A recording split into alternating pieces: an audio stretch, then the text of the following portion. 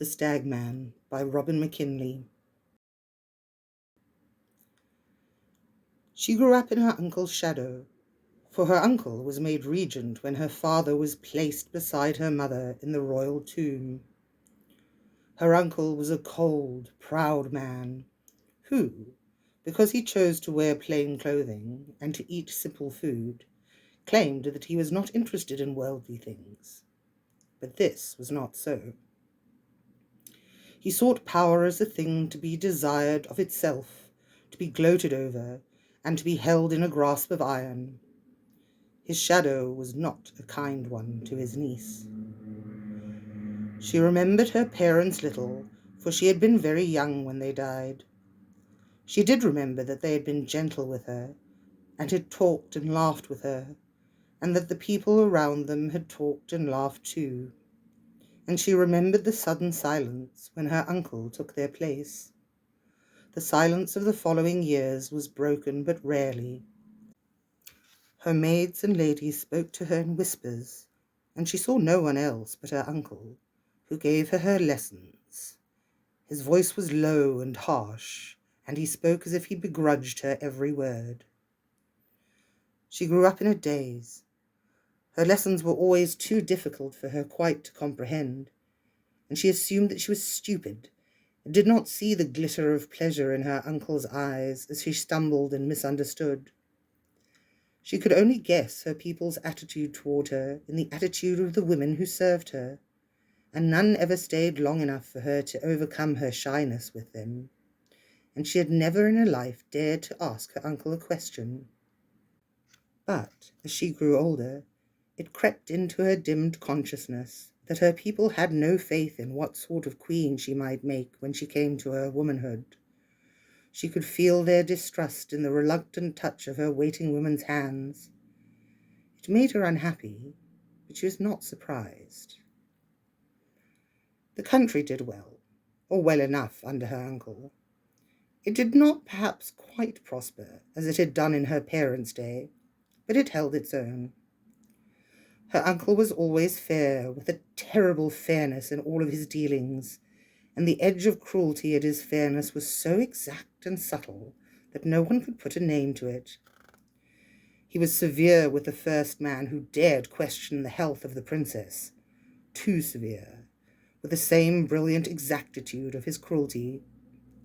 Thus the tales of the princess's unfitness grew as swiftly as weeds in spring, while he sat silent, his hands tucked into his long white sleeves, and ruled the country, and gave the vague, pale princess the lesson she could not learn. He might have been regent forever, and the queen banished to a bleak country house, while her spinsterhood withered to an early death. But it was not enough for him. He wanted the country well and truly in his own hands, not only in the name of the princess, his niece. She might have died mysteriously, for his scholarship included knowledge of several undetectable poisons. But that was not sufficient either, for there would be those who felt pity for the young princess, and a wistfulness that had she lived, she might have outgrown the shadow of her childhood and become a good queen, for her parents had been much beloved.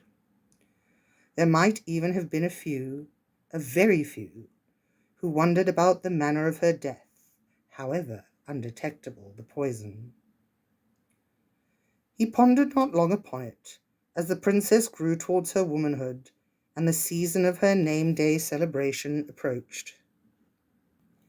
He spent more time in his tower study, and when he emerged, he looked grimmer even than was his wont, and muttered of portents. The people who heard him looked over their shoulders nervously, and soon everyone in the country was saying that there were more thunderstorms than usual this year. The regent looked more haggard as the season progressed, for he is not a very good magician. He claimed that he knew no magic, and that magic was a false branch of the tree of wisdom. But the truth was that he was too proud and secret to put himself into a master mage's hands to learn the craft of it, and the thunderstorms wearied him. But his increasingly drawn and solemn appearance worked to his advantage also, for the people took it as a sign that he grew more anxious. The princess also was anxious, for on her name day she should be declared queen. She knew she was not fit, and she watched the sky's anger and feared that it was, as her uncle declared, a portent, and that the portent warned against her becoming queen.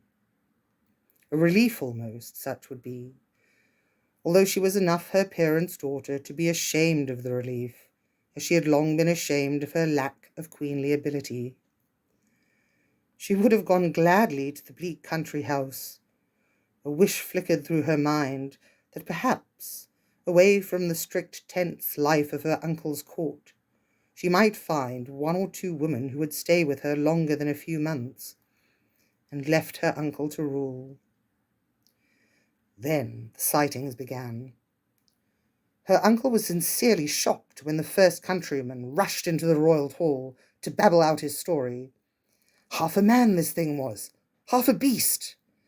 But no one had seen the regent shot before, and those who looked on believed that the tale only confirmed the worst of his fears.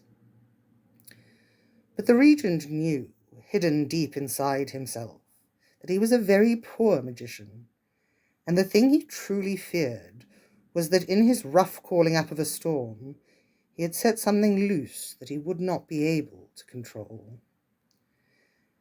He withdrew to his high, bare room to brood.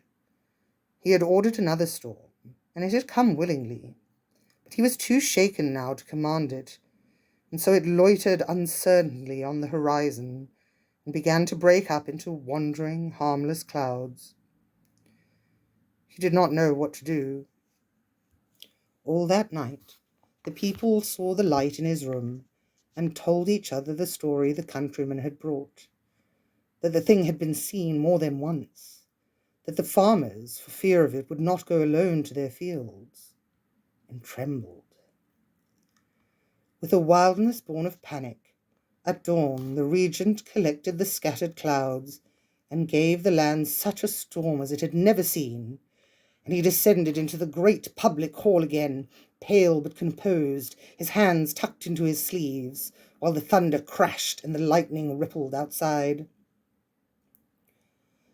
That day, 2 more messengers came, despite the storm, with stories of sightings in 2 more villages, that the creature was not even half a beast, but a monster, and huge, that the women and children were afraid to leave their houses even in daylight, and these villages were not so distant as was the first man's.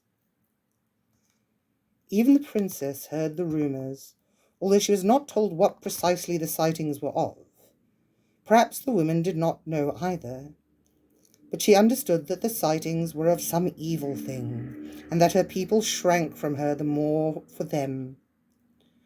She dismissed her woman, trying not to notice the relief in their faces, asking only that her meals be sent up to her private room.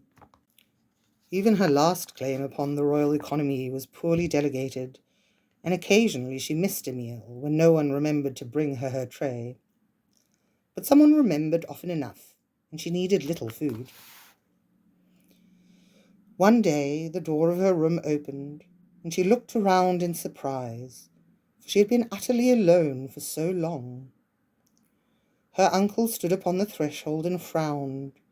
She was accustomed to his frowns, and saw nothing unusual. "It is your name day," he said. She started. "I had forgotten."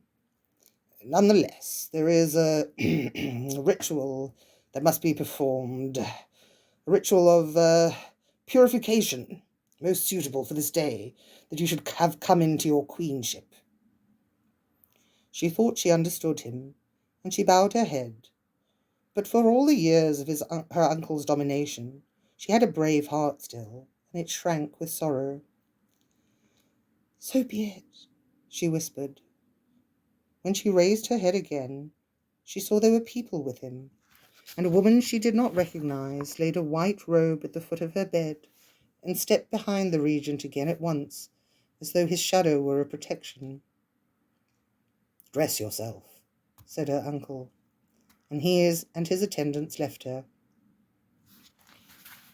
4 of the royal guard escorted her punctiliously to the great hall, where her uncle was, and with him waited many other people, and she shrank from their eyes and their set, grim faces.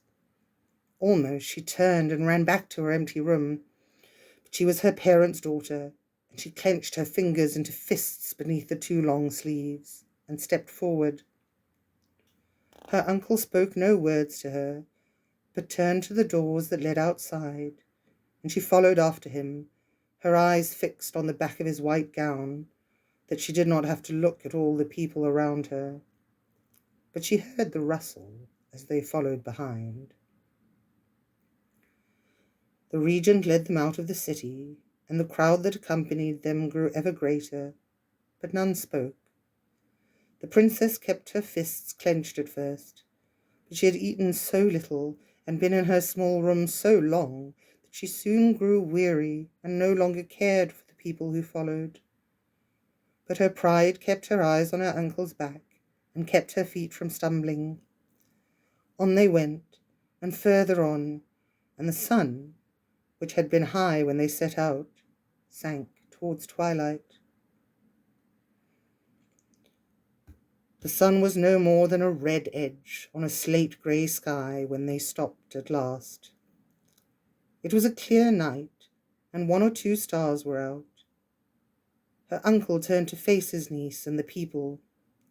"Here is the place," he said. "The place shown me in my dream, as what is to be done here was shown me." He dropped his eyes to his niece and said, "Come." The princess followed numbly. They were in the hills beyond the city, beyond the place where her parents and their parents were buried. Beyond these hills were the farmlands that were her country's major wealth, but just here they were in wild woodland. There was a small hollow in the gentle rise of the hills, and within the hollow were standing stones that led to a black hole in one hillside. And suddenly she knew where she was, and her exhaustion left her all at once, for the terror drove it out. "No," she whispered, and put her hands to her face and bit down on the cuff of one sleeve. Her whisper was barely audible, but her uncle wheeled around. "I beg you," she whispered through her fingers. "I do only what is necessary, what I was ordered to do," her uncle said loudly, that the crowd might hear, but his voice was not low and harsh, but thin and shrill. Desperately she turned around and stared at her people. There was light enough yet to see their faces palely looking back at her. They watched, mute and grim and expressionless. She dropped her hands and turned back to follow her uncle. Oblivion seized her mind. The crowd waited at the edge of the hollow. 6 courtiers only followed the regent and his niece, and at the mouth of the tunnel these courtiers paused to kindle the torches they carried. Then they entered the dark hole in the hillside. When they reached the end of the short tunnel, the princess stopped and stared dully at the chain pegged into the rock wall. The links were rusty with disuse, for her great-grandfather had ended the sacrifices which had once been a part of the twice-yearly festival. The only sacrifices for generations had been the sheaf of corn burned at every threshold for the winter solstice. Dully she turned her back to the low, rough wall and leaned against it and raised her arms, the huge sleeves belling out around her like wings, that her uncle might easier fasten the chains to her wrists. How long, she wondered, and did not know.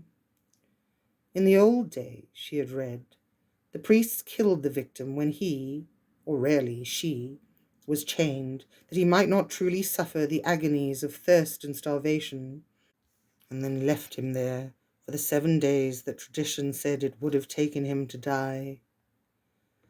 When the waiting was done, they took the body away and buried it honorably. She thought, wearily, that she doubted her uncle would have the mercy of the old priests. One torch they left her. One of the courtiers tipped it against the wall, where it trailed soot up to the ceiling. Then the 7 of them turned and left her, never looking back, as she, wide-eyed, watched them go and listened to the echo of their footsteps fading into silence, into the grass, under the sky, beyond the stony cavern in the hill. Then she broke and screamed again and again till her voice tore in her throat, and she hurled herself at the ends of the chains till her wrists were cut and bleeding. But still she pulled at her fetters and sobbed and clawed backward at the indifferent wall and kicked it with her soft slippered feet. Then she sank to her knees. Her chains were too short to permit her to sit down, and turned her cheek against the rock, and knew no more for a time. The ache in her shoulders and wrists woke her. The torch had nearly burned itself out, and what light there was dim and red and full of shadows. She sighed and stood up and leaned against the wall again. She closed her eyes. Almost she could imagine that she heard the hill's heartbeat, a soft thud, thud, thud. Her eyes flew open. I'm no festival offering, she thought. I've been left for the monster. The monster has come for my name day. That is why I'm here. A ritual of purification. It is my fault the thing came. Then perhaps I do belong to it. Gods, I can't bear it. And she bit down a scream. Thud, thud. Please make it hurry. She gave a last horrible, hopeless jerk at her chains, but her mind was too clear for this now, and the pain stopped her at once. The torch flickered and burned lower yet, and for a moment she did not recognize the antler shadows from the other shadows on the low, smoky wall. Then she saw his great head, with the wide man's shoulders beneath it, the stag pelt furring him down to his chest. But it was a man's body, naked and huge, and a man's huge hands, and panic seized her, and she screamed again, though her voice was gone, and the noise was only a hoarse gasp. But the stag's head's brown eyes saw the cords that stood out on her neck, and saw the terror that pressed her against the wall.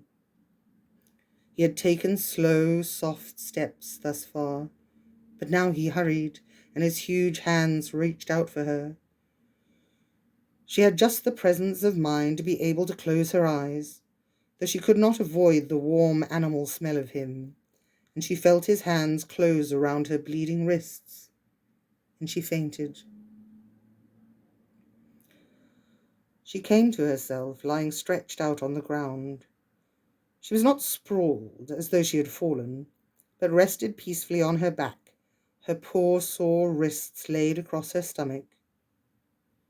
She blinked, for she had not been unconscious long, for the torch still burned, guttering, and by its light she saw an immense shadow looming over her, that of a stag with antlers so wide he must turn his head with care in the narrow tunnel.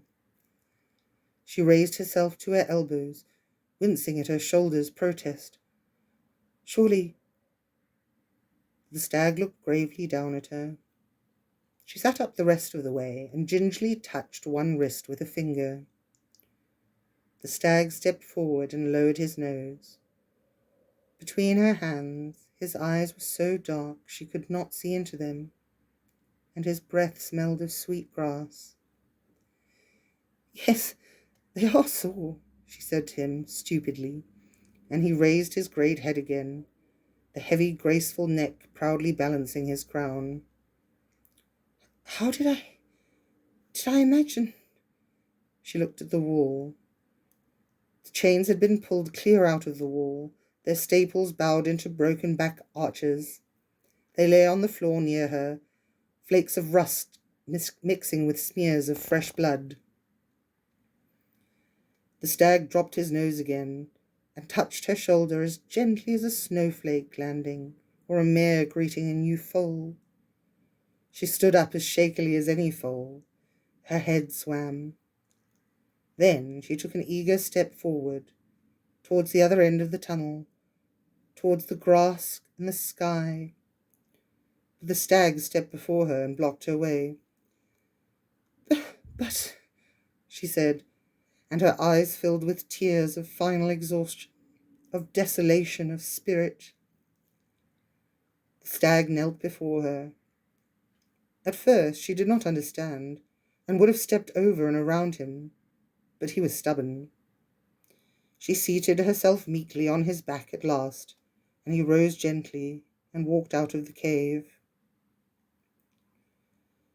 She shivered when the first breath of the air from the hill touched her face, although it was a warm night. She looked up in wonder at the sky and the stars twinkling there. She could not believe she had spent so little time in the tunnel, leaning against the rock wall, with her arms aching and her mind holding nothing but despair. She looked uncertainly back, the way her uncle had led them, though she could not see far for the trees that ringed the small valley. But it seemed to her that the shadows under the trees were of more things than leaves and stones, and some of them were the shapes of human watchers. And it seemed to her, too, that a low murmur, as from human throats, rose and mixed with the gentle wind. But the murmur was a sound of dismay. The stag paused a moment, a few steps beyond the cave's threshold, and turned his fine head toward the murmur, toward the path to the city. Then he turned away and entered the forest by a path only he could see. They stopped at dawn, and he knelt for her to dismount. She stretched her sore limbs with a sigh and sat stiffly down. The next thing she knew, it was twilight again, the sun setting, and a small fire burned near her, and beside that lay a heap of fruit. There were several small apples and sweet green gurneys, which must have come from someone's orchard, for the gurney tree did not grow wild so far north. She did not care where they had come from, though, and she ate them hungrily, and the handful of coconuts with them. She recognized the sound of a stream nearby and went toward it, and was glad of a drink and a wash, though she hissed with pain as she rubbed the cake scabs on her wrists. When she returned to the little fire, the great stag was standing beside it. He stamped the fire out with his forefeet and came to her and knelt, and she, trustfully and almost cheerfully, climbed onto his back. They travelled thus for 3 nights. Each evening she awoke to a fire and to a small offering of fruit and nuts, but she had never eaten much, and it was plenty to sustain her. Even though she did not know it, her eyes grew brighter, and a little colour crept back to her pale face. But only the stag saw, and he never spoke. On the 3rd morning, though she lay down as she had done before, she did not sleep well, and once or twice she half awoke. The second time she felt a flickering light against her closed eyelids, and sleepily she opened them a little. A huge man knelt beside a small fire, setting down a small pile of fruit beside it, and then prodding it with a stick to make it burn up more brightly. He stood up beside it then, and held his hands out as if to warm them. He was naked, though his heavy hair fell past his shoulders, and his thick beard mixed with the mat of hair on his chest and down his belly. His hair was a deep red-brown, like the colour of a deer's flank, and the bare skin beyond was much the same colour. If this were not enough to know him by, the antlers that rose from his human head would have reassured her. She closed her eyes again and drifted peacefully back to sleep, and when she awoke at twilight, the stag lay curled up with his legs folded neatly under him and the tip of his nose just resting on the ground.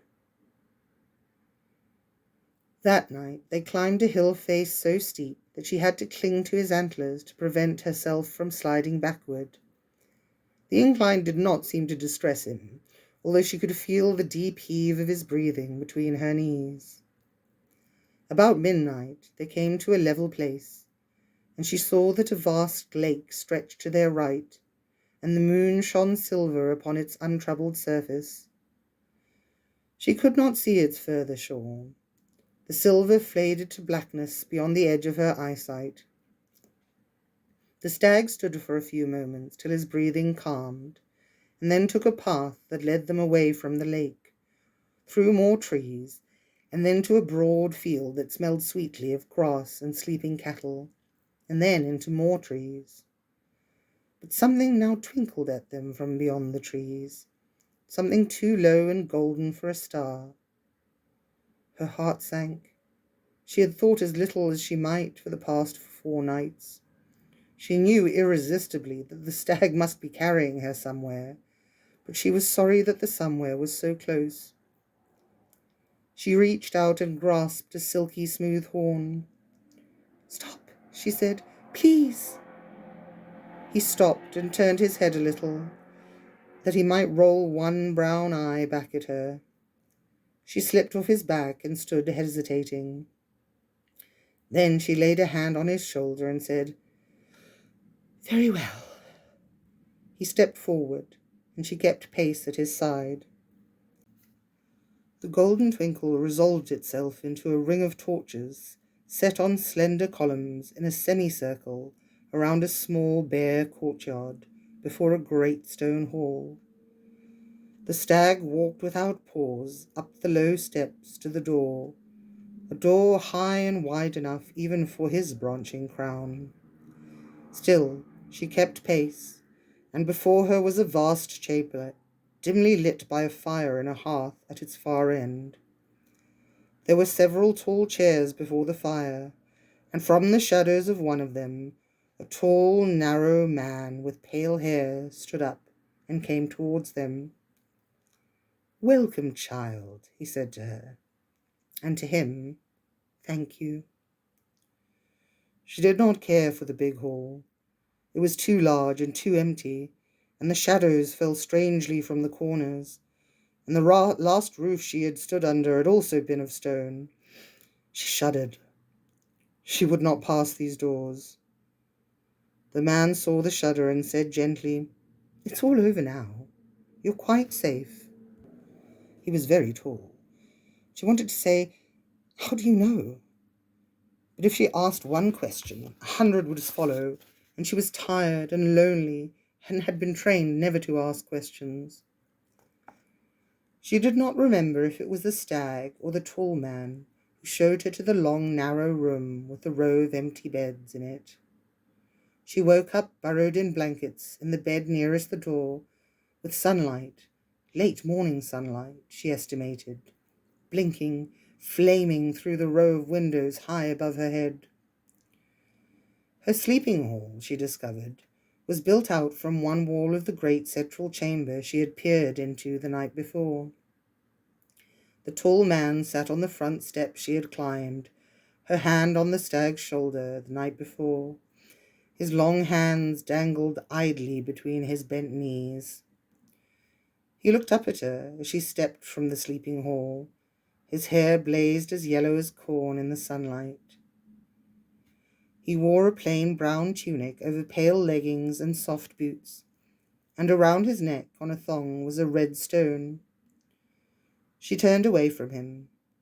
Around her on 3 sides were trees, and on the 4th side the great grey hall. Overhead the sky was a clear, hard blue.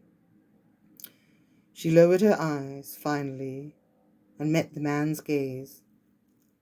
He smiled at her. "I am Luthe," he said. She did not answer immediately.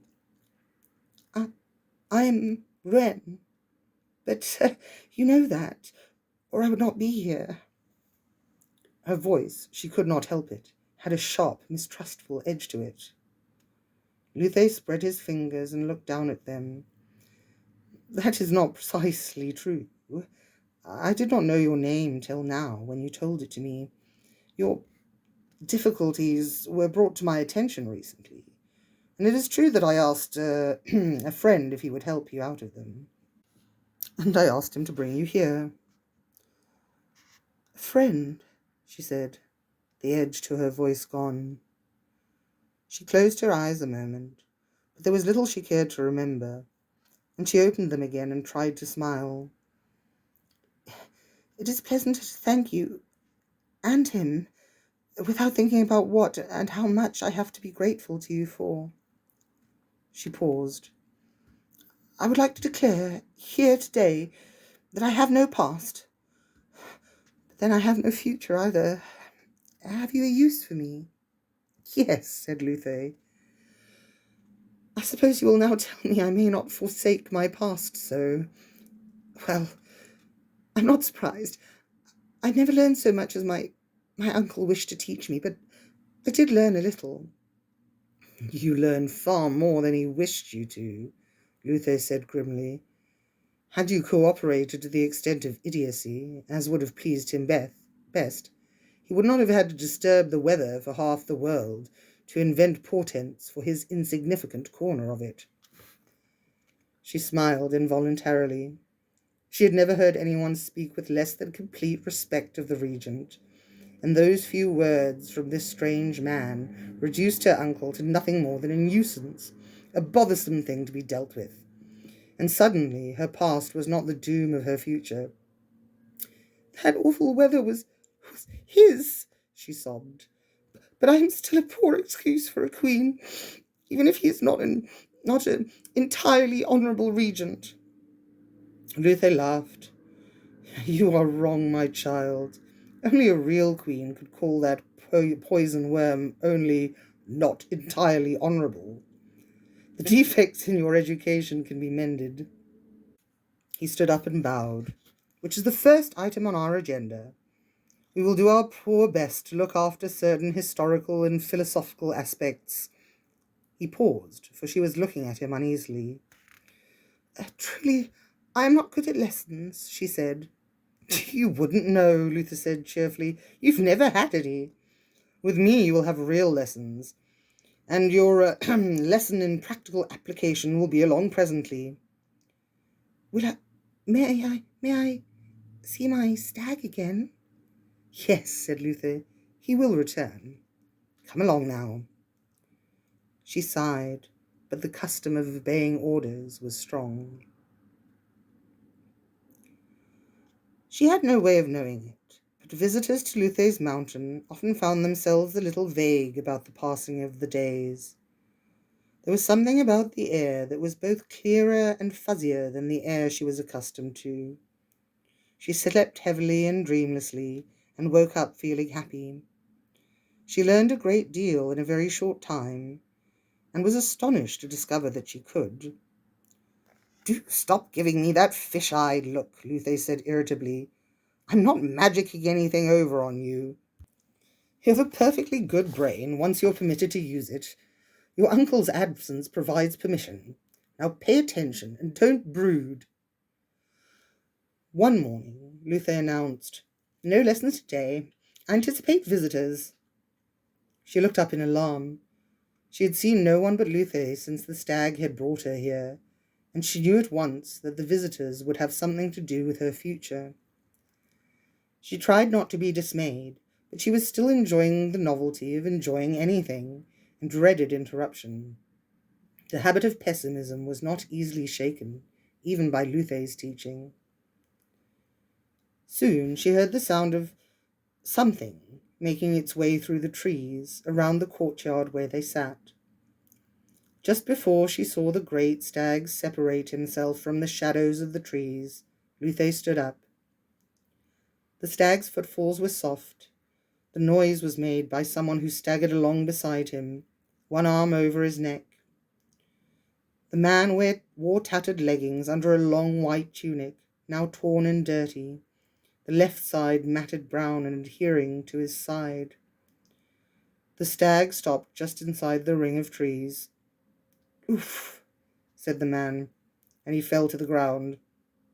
You needn't have half killed him, Luther said. You might also have carried him here. The stag looked at Luther, who shrugged. Perhaps not. Well, he is here, which is what matters. Rouen stared at the stag, who turned his head to return her gaze. but if he said anything to her, she did not hear it. "Ruin," Luther said, and she realized by his tone that he had repeated her name several times. "I ask pardon," she said, and snapped her eyes away from the stags. Luther looked at her and smiled faintly. "Here is the practical lesson I promised you." She blinked and glanced down at the man on the ground. He stirred and moaned. The moan had words in it. She knelt beside him, and his eyes flickered open, saw her, tried to focus on her. He muttered. His eyes closed again. "I suggest you get him to the nearest bed in the nearest sleeping hall," Luther said briskly, "and I will join you in a little time and tell you what to do next." The man on the ground was a lot bigger than she was, but she lifted one of his arms to drag it around her shoulders. He feebly tried to help, and she managed to get him to his feet. "Sorry," he muttered in her ear, "not feeling quite well." They stumbled the few steps to the nearer of the two long sleeping rooms, and she hauled him up the few steps to the doorway and tried to lower him gently onto the first bed. But his weight was too much for her, and he fell with a grunt. Luther arrived then and handed her warm water in a basin, and herbs, and ointment, and long cloths for bandages, and a knife to cut away the stained tunic. She'd never dressed a wound before, but her hands were steady, and Luther's patient voice told her exactly what to do, although he did not touch the man himself. The wound, or wounds, were curious. There were two neat round holes in the man's side, one of them deep, and the second a hand's length distance, little more than a nick in the skin. She stared at them as she bathed the man's sides. They might have been made by a blow from a huge stag's antlers. When she had done all she could to Luther's satisfaction, and could at last leave the man's bedside, the stag was nowhere to be found. She slept in the bed next to his that night, with a fat candle burning on a little table between them. But he slept peacefully, and when she rose at dawn and blew the candle out, she stood looking down on the man's quiet face and noticed that he was handsome. Later that morning he awoke, and, when he discovered her sitting beside him, said, "I'm hungry." When she brought him food, he had pulled himself nearly to a sitting position against the bedhead, but his face said that it had not been a pleasant effort, and he let her feed him without protest. On the second day he asked her name. She was tending his side, and she said, "Ruin," without looking up. On the third day he said, "My name's Gelther." She smiled politely and said, "My honor is in your acquaintance." He looked at her thoughtfully. "Where I come from, we say, 'My honor is yours.' You must be from the south, and you must be of high blood, or you wouldn't be talking of honor at all." "Very well. I am from the south, and I am of high blood. Both of those things I would have told you had you asked." He looked embarrassed. "I apologize, lady.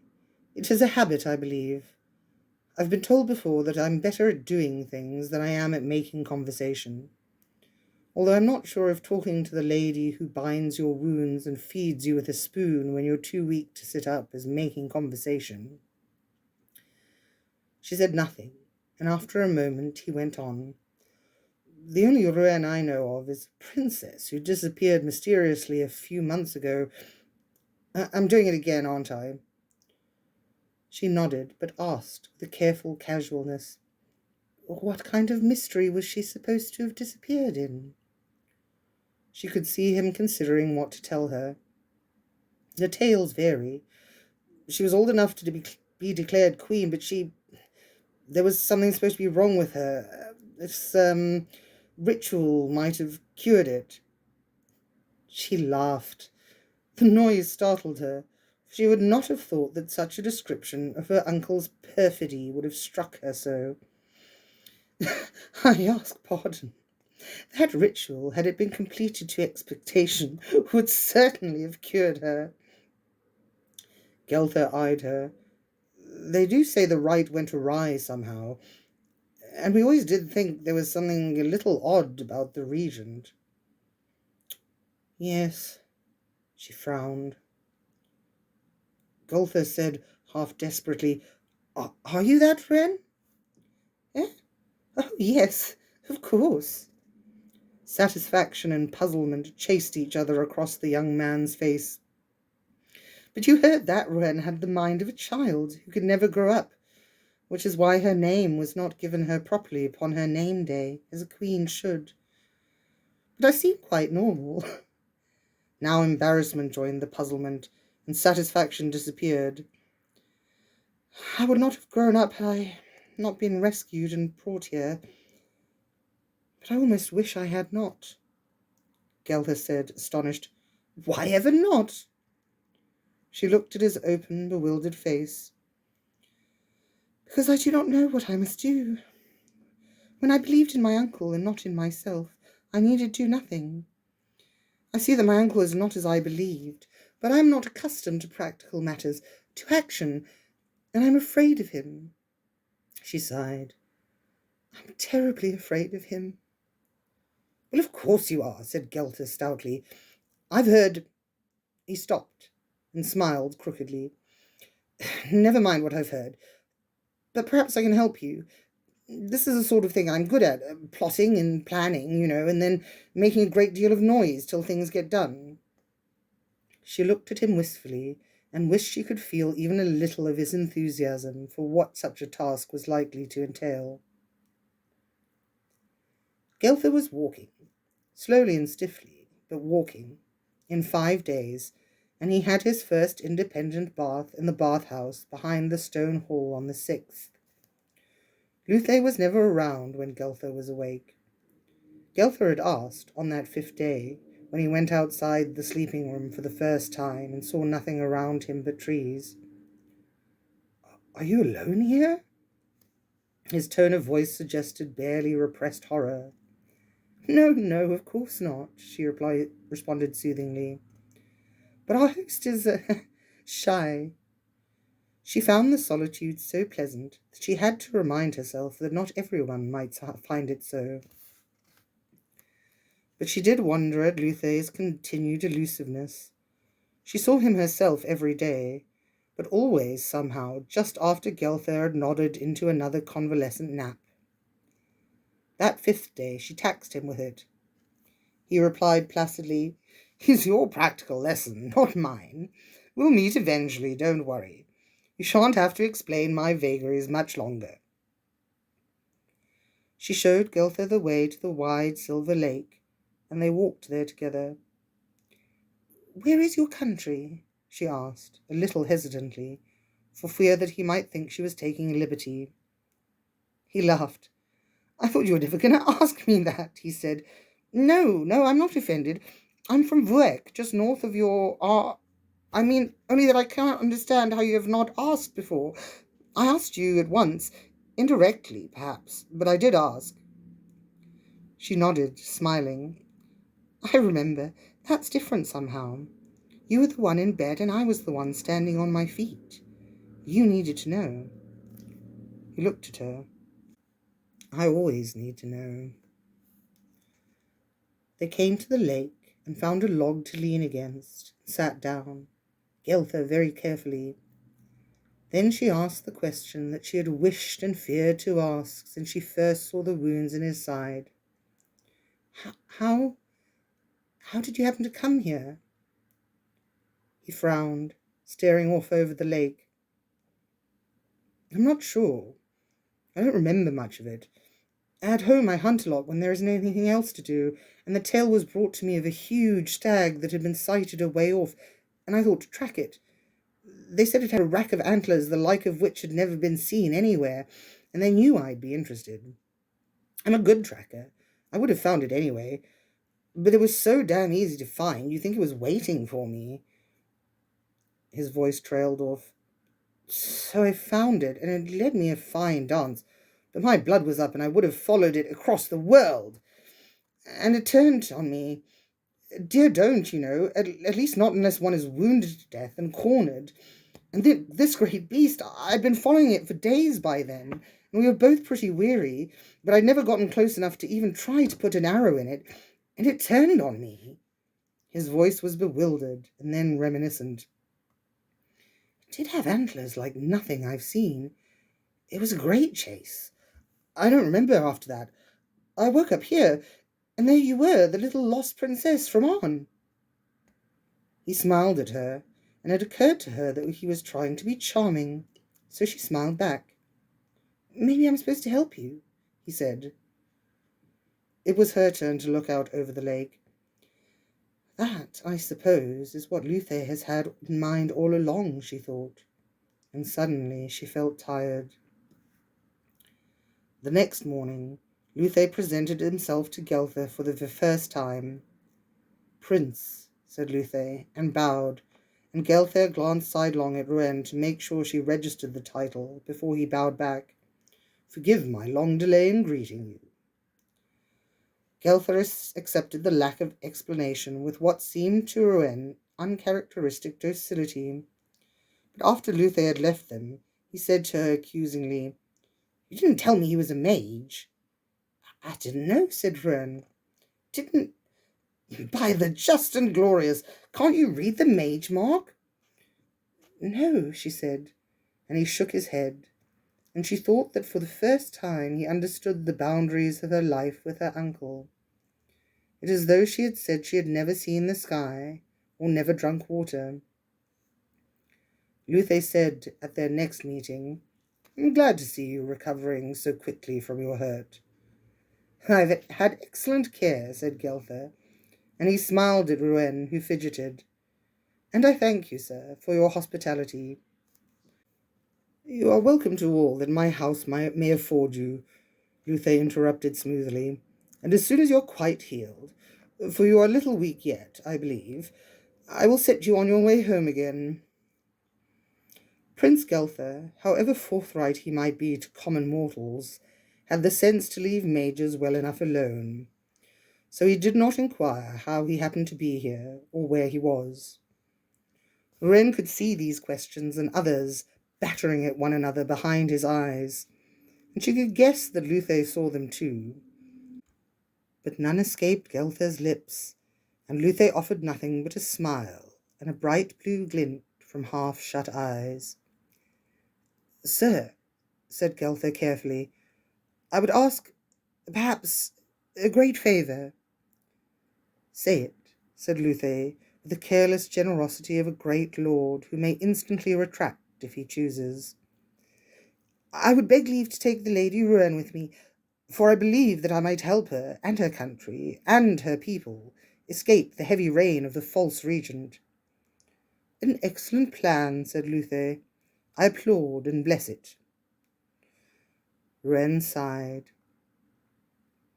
They set out a few days later on foot, each bearing a small, heavy bundle of food wrapped up in a thin blanket.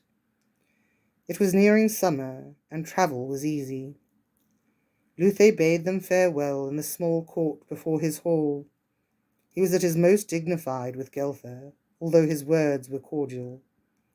But he set his hands on Rouen's shoulders and stared down at her with almost a frown on his face. Gelther is a very able man, he said at last. You and your country are fortunate to have gained him as an ally. Yes, Rouen said, dutifully. Luther dropped his hands. You were born to be queen, he said plaintively. There is a limit to the miracles even I can produce. Yes, repeated Rouen. I thank you for all you have done. Oh, hells, said Luther. Gelther and Rouen went downhill all that day, and the trees were so tall and thick they could not see the sun but in occasional flashes, useless to give them a sense of direction. But Luther had told them to go downhill, and that they would not lose themselves, and Luther was a mage, so they did as he said. They went downhill the second day as well, sliding on the steep bits and holding on to convenient branches. And in the afternoon the trees grew thin and the slope eased, and Gelta said, "I know where we are," and strode off purposely. Rouen followed. She did not know what she was expecting from Vuec or from Geltha's family, but they greeted her with pleasure, almost with relief, she thought, for Geltha was a third son, and it was obvious, although perhaps not to Geltha himself, that his father, mother, and eldest brother had begun to wonder how much long their small kingdom could contain him. Everyone believed her story at once, or, if any had doubts, they were swiftly set aside, for several aristocratic Arnish families, tiring of the regent's inelegance, if not his tyranny, had emigrated to Vuec, and the manner in which her subjects in exile greeted Rouen left no room for question. There was even one woman among these who had borne brief service as the young princess's waiting maid, and if Rouen felt that the woman's eagerness to prove her loyalty now was a little over-emphatic,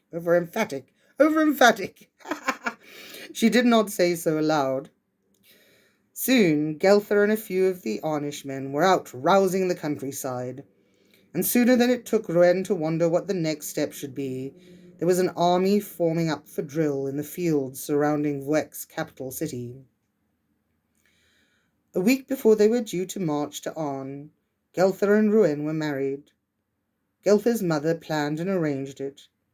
Rouen stood quietly where she was put while gowns were pinned on her, and shoes cut and fitted, and hairdressers tried for the style best suited to her small, solemn face. When the day came, Geltha took a few hours off from enthusiastic drilling to stand at Rouen's side while the priests muttered over them, and the girls of the royal family threw flowers over them, and all the aristocracy available from Vuec and Arn and the other small kingdoms and duchies who were providing soldiers for Geltha's army made obeisances at them, and then he rushed back to his military manoeuvres. Rouen retired to a handsome, well-furnished room that her new mother had set aside for her, for she was to have no part in the restoration of her throne. Geltha was preoccupied on their wedding night, but then so was Rouen. But Arn was taken without a sword's being drawn. Vuec had a common border with Arn, if a short one, and Geltha's soldiers marched directly to the regent's palace. They saw few farmers in the fields, and those they saw avoided them.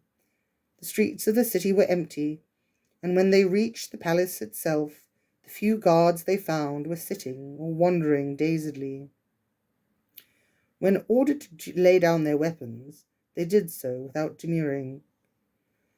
Geltha and his captains strode through the front doors without any to say them nay, and when they reached the great hall where the throne stood, and where the regent was accustomed to meet those who would speak with him, it was empty but for a few courtiers.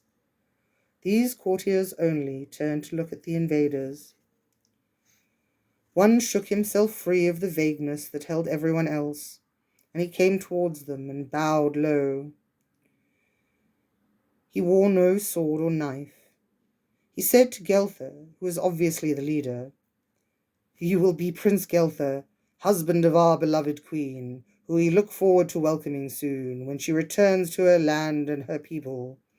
We wept when she left us, and turned our faces from the regent, and have hoped upon each dawning that it heralded the day she would come back to us."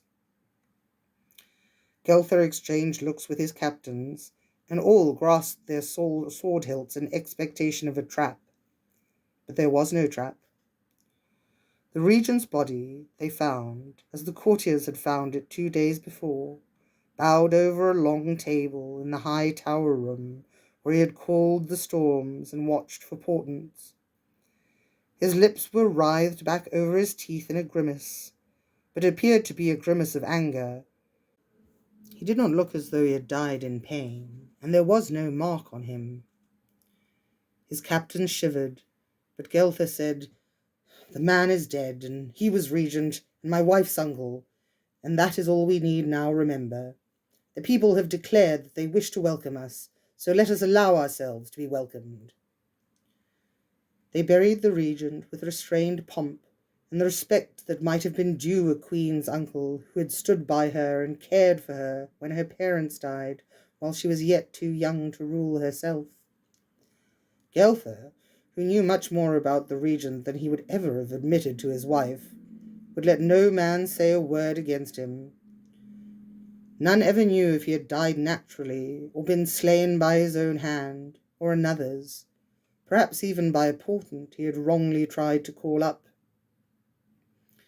Her people did indeed honour their queen when she returned to them. They could not leap quickly enough to do her bidding, smile quickly enough when her eye fell upon them, clamour loudly enough to serve her, spread quickly enough the tales of her even-handed justice, of her kindness to the weak, and patience with the confused. But their hearts were perhaps particularly captivated by the prince, who was loud and strong and merry. It was noticed that the queen never laughed, and who refused to be crowned king in deference to his wife, who, he said, is the real thing. And of course, the people of Arn had seen Gelther only in triumph, and the fact that the queen did not find anything in her native land to rouse her to laughter perhaps stirred memories they wished to forget. Gelther also made Arn's army the finest in the whole of the Damarian continent, and all the countries near Arn were very careful to stay on the most cordial terms with it, and the Arnish family's greatest pride was to have a son or two or three in the prince's army. A goodly number of the young men who flocked to carry the Arnish prince's banner came from other countries, for tales of the prince's greatness travelled far. Ren bore 4 children, all sons, and she was kind and loving to them, and they responded with kindness and love. But although there was perhaps no one to notice, her maternal kindness was little more exacting than the kindness she gave the least of her subjects who pleaded for her aid. But perhaps it was only that she had so little in common with her children, for while her sons treated her always with respect, they thought of nothing but the army once they were old enough to be propped up on their first ponies. The people did notice that the queen seemed most at ease with folk young enough not to remember the days of the regent's rule. But her people chose to tell one another that many women are happiest in the company of those they may pretend are their children, and such a one was their queen. It had only been a very short time after Gelther accepted the Arnish welcome in the queen's name that all her subjects were eager to tell her that they had forgotten the regent entirely, and the longer anyone had lived under him, the more eager he was to proclaim his complete lack of memory, if she had asked. But she never asked. Her youngest son was 11 years old, and would soon outgrow his third pony, the morning that her eldest burst in on his parents' quiet breakfast. "Father, we go hunting today. There are sightings of a great stag, as large as the one that gored you when you met Mother, to the northwest. Several sightings. He's been showing himself to different villages, but everyone's been afraid to mention it. Seems they think he's half man or something, and an ill portent. Some nonsense about something my stupid great-uncle did. You'd think they've forgotten by now." No. It was so unusual for the queen to say anything when the conversation turned to hunting that both Gelther and their son gaped at her. Gelther swallowed. "No, what? What? No, you will not hunt this stag. I insist."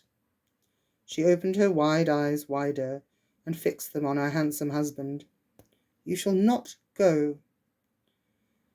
It was a struggle for Gelther, for he loved hunting best of anything when there were no wars to be fought. But he was fond of his wife, and she had never asked him such a thing before. Indeed, she asked him little enough at any time, and, well, she was a woman, and the regent had been very queer to her for many years, and it was perhaps understandable that she should be a little, well, superstitious, about something that reminded her so suddenly of the bad old days. She'd been the one who'd patched him up then, too. It had probably been worse for her, and the villagers were probably exaggerating the B-sides anyway. Very well, he said, a little wistfully. She smiled at him, and there was such love in her eyes that he smiled back, thinking, I could not have had a better wife. 4 sons she's given me. Then he rose from the table and slapped his eldest on the shoulder and said, So, my son, we must find our amusement elsewhere. Have you tried the new colt I bought at the Ersk Fair? I think he'll just suit you. 2 days later, the Queen walked out of the palace in the early afternoon, alone. She often did. She liked to visit the tomb of her parents on the hill beyond the city by herself, and her waiting women and royal guards, who have rather made a parade out of it, had grown accustomed to the Queen's small eccentricity and no longer thought anything of it. But this time she did not return.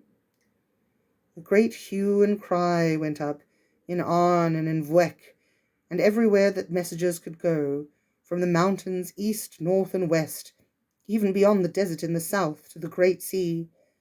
But she was never seen again by anyone who brought word back to her mourning husband and country.